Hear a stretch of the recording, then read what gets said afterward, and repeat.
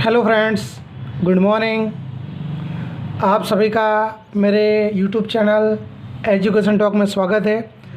आज हम गुजरात माध्यमिक और उच्चतर माध्यमिक शिक्षा बोर्ड कक्षा 12 हिंदी मीडियम विषय वाणिज्य व्यवस्था उसके अंदर आज हम आयोजन की प्रक्रिया के बारे में हम पढ़ने वाले हैं। आयोजन की प्रक्रिया को दूसरे बहुत सारे नाम से जाना जा सकता है। हम उसे आयोजन के सोपान, आयोजन के चरण, आयोजन की विधि, आयोजन की क्रम, आयोजन के पहलू इत्यादि नामों से हम उसे पहचान सकते हैं। तो आज हम आयोजन की प्रक्रिया का जो टॉपिक है उस पर हम चर्चा करने वाले हैं। वैसे तो आप सभी लोग जानते हो कि आयोजन को हम एक बौद्धिक प्रक्रिया मानते हैं। आयोजन को भविष्य की जो भी प्रवृत्तियाँ होती है उस प्रवृत्तियों का मानचित्र कहा जाता है, जिसमें संचालन के द्वारा रंग भरे जाते हैं। भविष्य अनिश्चित होता है। भविष्य अनिश्चित होने से निश्चित किए गए आयोजन को क्रमवार पूर्ण करने के लिए हमें निम्नानुसार आयोजन की जो भी प्रक्रिया है उस प्रक्रिया को अमल में लानी पड़ती है। आयोजन की प्रक्रिया का पहला सोपान है लक्ष्य निर्धारण। आयोजन का प्रथम क्रम लक्ष्य निर्धारण का होता है। इसीलिए कहा जाता है कि लक्ष्यों का चुनाव योग्य रूप से होना चाहिए। अगर लक्ष्य का चुनाव योग्य रूप से हुआ हो तो संचालकों के लिए आयोजन उपयोगी सिद्ध होता है। जो भी लक्ष्य संचालक के द्वारा निर्धारित किए जाए वे लक्ष्य व्यवहारिक होने चाहिए, वास्तविक होने चाहिए और बुद्धिमत्तापूर्ण होने चाहिए। तो आयोजन की प्रक्रिया का पहला सोपान है लक्ष्य निर्धारण।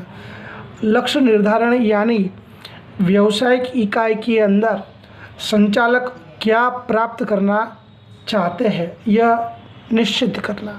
तो सबसे पहले संचालक को लक्ष्य निश्चित करना पड़ता है और जो भी लक्ष्य को निश्चित किया जाता है वो लक्ष्य सही होना चाहिए, तभी संचालक अपने आयोजन को सिद्ध कर सकते हैं। लक्ष्य व्यवहारिक भी होने चाहिए जिसे हम सही मायने में पूर्ण कर सकें। वास्तविक होने चाहिए, कल्पना से भरे होने चाहिए नहीं। इसके अलावा बुद्धिमत्ता पूर्ण होने चाहिए, यानी सोच समझकर उसे निश्चित करने चाहिए।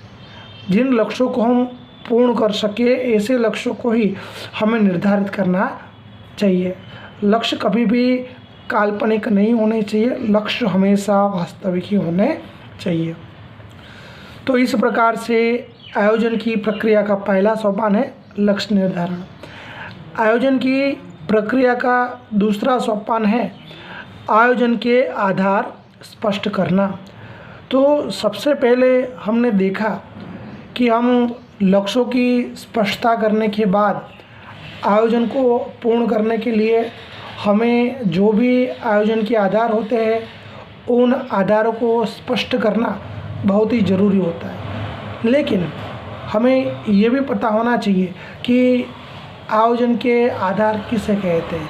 तो जो भी पूर्वानुमान होते हैं, पूर्व धारणाएँ होती है, उसको हम आयोजन का आधार कहते हैं। हमें आयोजन करने के लिए पूर्वानुमान की ज़रूरत पड़ती है या पूर्व धारणाओं की ज़रूरत पड़ती है। तो इन पूर्वानुमान और पूर्व धारणाओं को आयोजन का आधार कहा जाता है। इकाई को प्रभावित करने वाले आंतरिक तत्वों को और बाह्य तत्वों को ध्यान में रखकर ही हम अनुमान करते हैं या तो पूर्व धारणाएँ करते हैं। तो हमारे द्वारा जो भी अनुमान किया जाए या जो भी पूर्व धारणाएँ की जाए वे अगर स्पष्ट हो, निश्चित हो, तभी हमारा आयोजन सफल हो सकता है। आयोजन के आधार यानी कि अनुमान और पूर्वधारणाएं स्पष्ट ना हो, निश्चित ना हो, तो आयोजन कभी भी सफल हो सकता नहीं है। इसलिए आयोजन के आधार स्पष्ट होना बहुत ही ज़रूरी है। आयोजन की प्रक्रिया का तीसरा सोपान, जिसका नाम है सूचना को एकत्र करना और उनका विश्लेषण करना। जब हम लक्ष्य को निर्धारित कर देते हैं, लक्ष्य को निर्धारित करने के बाद हम आयोजन का आधार स्पष्ट करते हैं। और आयोजन के आधार स्पष्ट करने से बात यहाँ पे पूरी नहीं हो जाती। आयोजन के आधार स्पष्ट करने के बाद हमें आयोजन बनाने के लिए प्रत्यक्ष रूप से या परोक्ष रूप से हमें आवश्यक सूचनाओं को एकत्र करना पड़ता है। हमारे पास हम जिस विषय का आयोजन करना चाहते हैं उस विषय के लिए हमें डायरेक्टली या इनडायरेक्टली हमें इन्फॉर्मेशन, सूचना को एकत्र करना पड़ता है। जब सूचना एकत्र हो जाती है, सूचनाओं को हम इकट्ठा कर लेते हैं, तो सूचनाओं को इकट्ठा करने के बाद हमें उसका वर्गीकरण करना पड़ता है, डिवाइडेशन करना पड़ता है। वर्गीकरण करने के बाद हमें उसका विश्लेषण करना पड़ता है, उसकी समीक्षा करनी पड़ती है। और जब वर्गीकरण का काम हो जाता है, विश्लेषण का काम हो जाता है, उसके बाद हमें उन सूचनाओं का अर्थघटन करना पड़ता है। और ये सब जिसके आधार पे किया जाता है वे पूर्वानुमान सही होना चाहिए। अगर पूर्वानुमान सही से किया जाए तभी हमें आयोजन के आधार पर भविष्य में सचोट परिणाम प्राप्त हो सकते हैं। तो इस प्रकार आयोजन को बनाने के लिए सूचनाओं को एकत्र करना बहुत ही ज़रूरी है।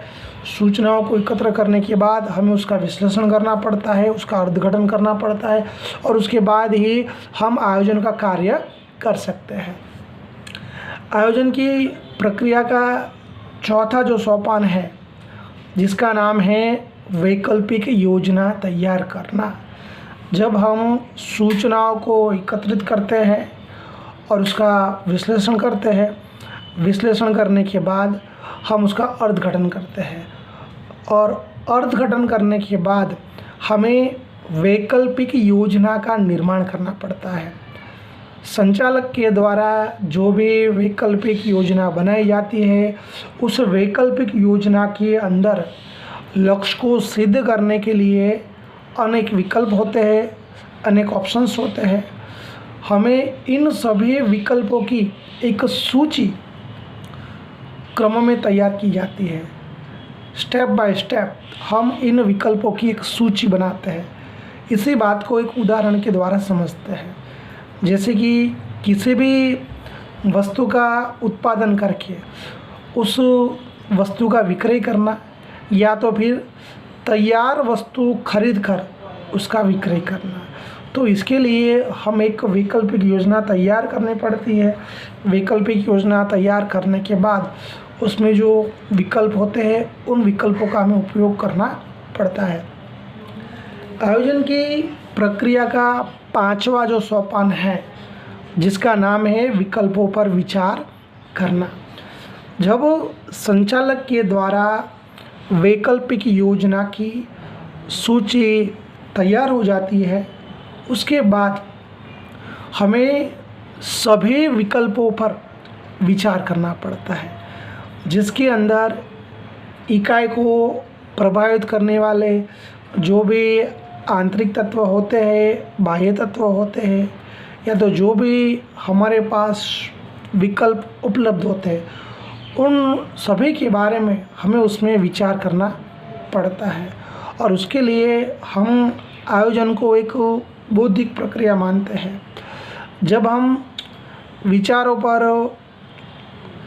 हम सोचते हैं या विकल्पों पर हम सोचते हैं, तो उस समय हमें गणितिक और सांख्यिकीय पद्धतियों का भी हमें उपयोग करना पड़ता है।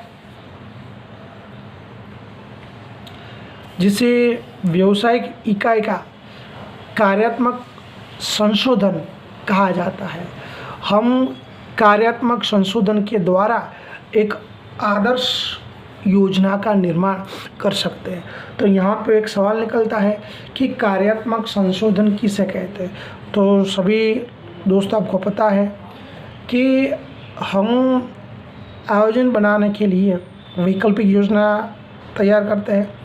वैकल्पिक योजना के अंदर ढेर सारे विकल्प होते हैं, तो उन सभी विकल्पों पर विचार करते वक्त हमें गणितीय और सांख्यिकीय पद्धतियों का उपयोग करना पड़ता है और उसके लिए हमें कार्यात्मक संशोधन का सहारा लेना पड़ता है।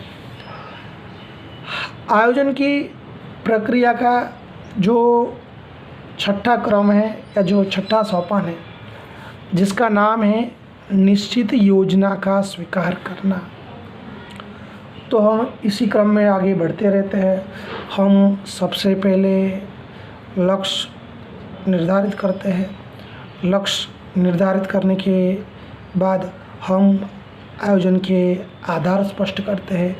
आयोजन के आधार स्पष्ट करने के बाद हम एक वैकल्पिक योजना का निर्माण करते हैं। वैकल्पिक योजना के अंदर हम सभी विकल्पों पर विचार करते हैं। इसी क्रम में हमें विभिन्न विकल्पों पर विचार करना पड़ता है, उसका विमर्श करना पड़ता है, चर्चा विचारणा करनी पड़ती है, उसका अध्ययन करना पड़ता है और हमें कोई एक जो श्रेष्ठ योजना होती है उस योजना का हमें स्वीकार करना पड़ता है। तो इस प्रकार हमें एक निश्चित योजना का स्वीकार हमें करना पड़ता है और उसी निश्चित योजना का स्वीकार कर हम आयोजन कर सकते हैं और इकाई का जो उद्देश्य होता है उस उद्देश्य को भी पूरा कर सकते हैं। आयोजन की प्रक्रिया का जो सातवां सोपान है, जिसका नाम है गौण योजना का गठन और उसकी जांच। तो हम सबसे पहले गौण योजना किसे कहते हैं उसके बारे में जानने का प्रयत्न करते हैं। मूल योजना के अनुरूप या तो मूल योजना को सहायक हो ऐसे विकल्पों पर हमें विचार करना पड़ता है, जिसे हम गौण योजना के रूप में भी जानते हैं। रिपीट करते हैं, जो मूल योजना होती है उस योजना के अनुरूप या तो फिर उस योजना को सहायक हो, इसे विभिन्न विकल्पों पर हमें विचार करना पड़ता है, उसे हम गौण योजना के रूप में भी जानते हैं। इसी चीज़ को हम एक उदाहरण के द्वारा समझने का प्रयत्न करते हैं।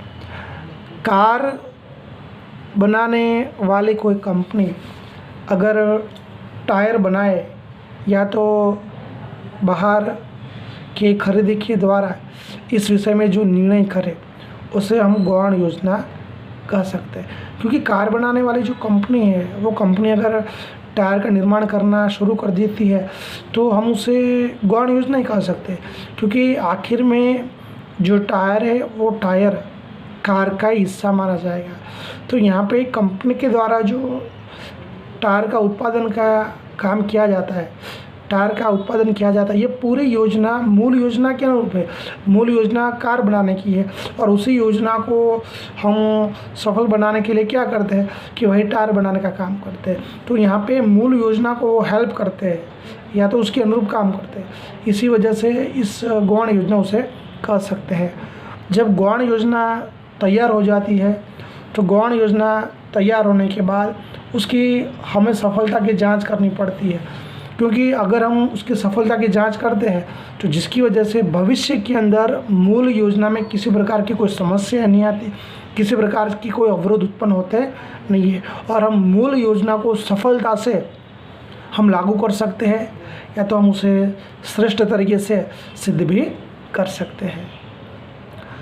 आयोजन की प्रक्रिया का जो अंतिम सोपान है, जिसका नाम है योजना का मूल्यांकन, हम गौण योजना का गठन और उसकी जांच करने के बाद हमें समग्र योजना का मूल्यांकन करना पड़ता है।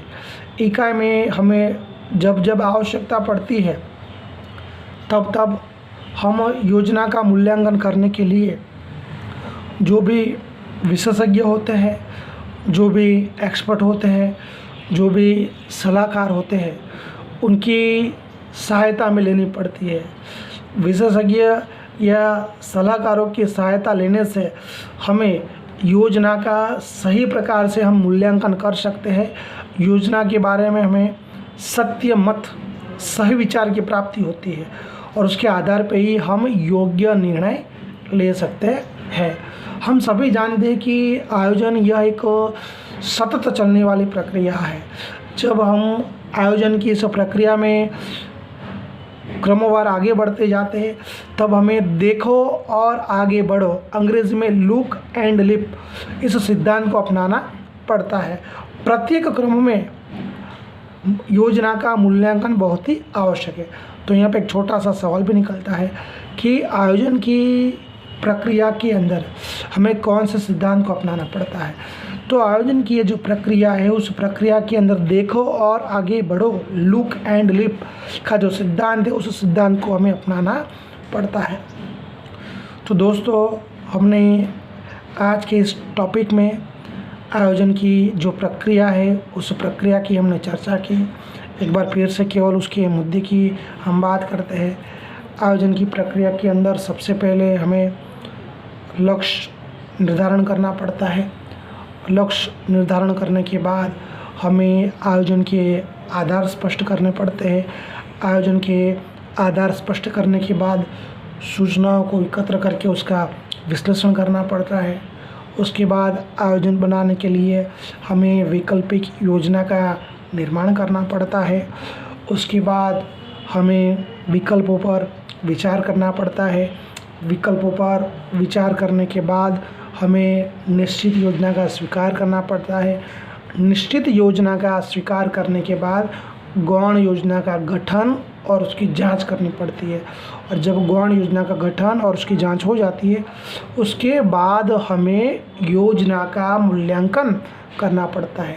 तो दोस्तों, इस प्रकार से पूरे आयोजन की प्रक्रिया चलती रहती है। दोस्तों, अगर आपको हमारा ये वीडियो पसंद आया हो तो उसे ज़्यादा से ज़्यादा लाइक कीजिए, ज़्यादा से ज़्यादा शेयर कीजिए। और हमारे चैनल का एक ही उद्देश्य है कि बच्चों को हम इस समय के दरमियान, जब बच्चे स्कूल नहीं जा पाते, इस समय के दरमियान हम बच्चों को शिक्षा देने का हमारा एक छोटा सा प्रयत्न है। आप शिक्षा बांटने से बढ़ती है, तो आप भी अपने दोस्तों के साथ ये शिक्षा को बांटने का प्रयत्न कीजिए। अपने ग्रुप सर्कल में इस चैनल को ज़्यादा से ज़्यादा शेयर कीजिए, उन तक की शिक्षा पहुंचाने का प्रयत्न कीजिए। हमारा जो चैनल है उसे सब्सक्राइब करना न भूलिए, ताकि नए नए अपडेट्स, नए नए वीडियोस आपको मिलते रहे। आपको कोई भी सवाल हो, कोई भी प्रश्न हो, तो आप हमें कमेंट बॉक्स में लिखकर भेज सकते हैं। आपकी जो भी समस्या होगी, आपके जो भी सवाल होंगे, हम उसका समाधान लाने का प्रयत्न, उसका हल लाने का प्रयत्न करेंगे। दोस्तों, नए वीडियो में फिर से एक नए टॉपिक के साथ फिर से मिलेंगे। तब तक जय हिंद, जय भारत, भारत माता की जय। धन्यवाद।